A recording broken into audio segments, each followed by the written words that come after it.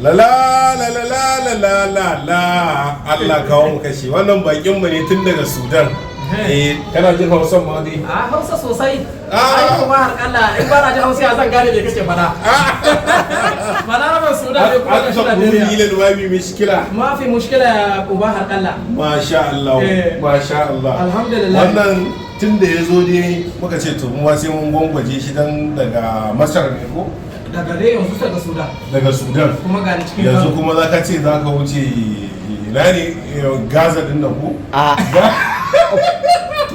Wanda sai ka ci wani yaki kar ka kuma daga nan Gaza zai je za mu baka gudunmawa na kayan abinci.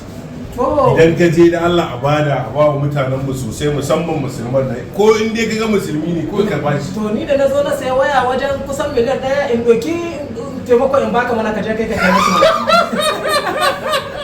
To muna godiya wannan dole sai an mai taki na daban na kamfanin mu yadda muke bugawa la la la la la la la la Allah kawo mu kashi Allah kawo mu kashi. To ga wayar ka kililin kiliya dan har ta koma larabci. To kun gani dai yanzu na zo gurin uban harƙalla na sai waya kuma abinda uban harƙalla yake cewa yana sauki gaskiya yana sauki saboda kuɗin da ake bada waya na tambaye kasuwan kafin in shigo na je wajen guri 7 wallahi ba haka na same ta ba kuma ga yanda aka bani ita wallahi da kudin da aka bani tsohon waya da su da kudi 950 suke cewa akwai wanda suka ce 900 amma ba sabuwa ba to kaga na zo gurin uban harƙalla 800 kuma har da jakar waya yaba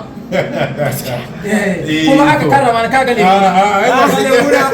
kuma an kamin shinkafa da kaza na ci to muna godiya ba abin da za mu ce ka san an ce dokin mai gudu ko